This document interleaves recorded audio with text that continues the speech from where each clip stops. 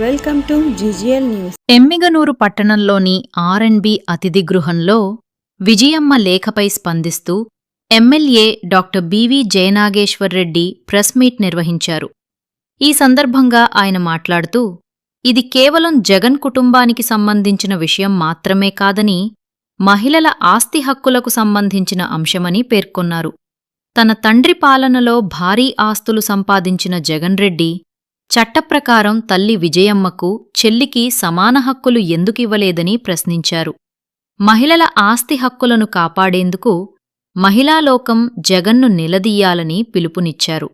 అలాగే సాక్ష్యాధారాలను ధ్వంసం చేయడం ఐపీసీ ప్రకారం తీవ్రమైన నేరమని పేర్కొన్నారు. ప్రజలకు న్యాయం చేయాల్సిన నాయకుడు ముందుగా తన కుటుంబానికి న్యాయం చేయాలని అన్నారు. 2004లో 1,74,00,000 రూపాయల ఆస్తి మాత్రమే ఉన్న జగన్ తరువాత అధికారాన్ని ఉపయోగించి భారీ అక్రమ ఆస్తులు సంపాదించారని విమర్శించారు.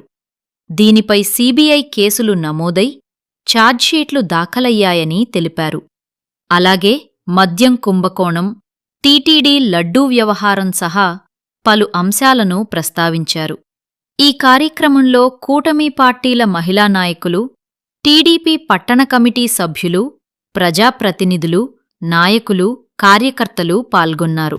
సొంత కుటుంబంలో మహిళల్ని, మీ సొంత రక్తం తోడబుట్టినటువంటి సంబంధికులని, వాళ్ళని కూడా నువ్వు ఈరోజు మీ నాయకుల చేత నీచమొచ్చినట్టు కన్న తల్లిని, చెల్లిని మాట్లాడుతున్నావంటే రాష్ట్రంలో ఉండే మహిళలందరూ గమనించాలా ఇతని ఆలోచన విధానం ఏ రకంగా ఉందో.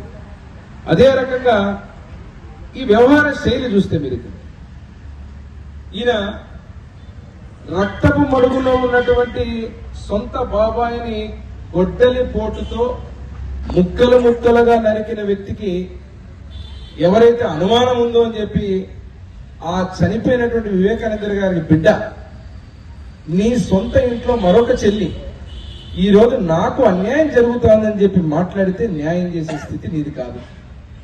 పైగా ఈమె ఆరోపణ చేసే వ్యక్తులకి మళ్ళీ ఈయన సపోర్ట్ చేస్తారు.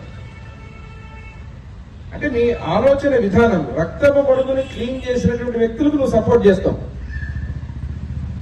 సొంత చెల్లి మా నాన్నని ఈరోజు గుండెపోటు కాదు గొడ్డలిపోటుతో ముక్కలు నరికారని బయట పెడితే దాని గురించి మాట్లాడు. అదే రకంగా మీరు చూస్తే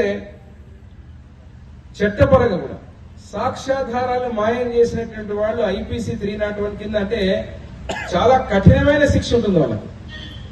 అటువంటి వ్యక్తులకి నువ్వు సపోర్ట్ చేస్తున్నావంటే నీ యొక్క క్రిమినల్ మైండ్ కానీ, నీ యొక్క క్రిమినాలిటీలో ఉన్నటువంటి నీ ఉద్దేశం కానీ, చివరకు నీ కుటుంబాన్ని, నీ కుటుంబంలో ఉన్న తల్లిని, చెల్లిని, ఇంకొక చెల్లిని, బాబాయిని కూడా అవసరం లేకుండా మీరు నాశనం చేసేటువంటి ఘోరాతి ఘోరమైన పనులు చేసే స్థితికి మీరు దిగినారంటే మీకు కుటుంబ విలువలు కానీ, మనుషులతో ఆత్మ అభిమానం కానీ, బంధుత్వాలు కానీ, బంధాలు కానీ ఏమీ లేవనేది అర్థమైపోతుంది. మీకున్న బంధం ఏమిరా అంటే కేవలం డబ్బు బంధం.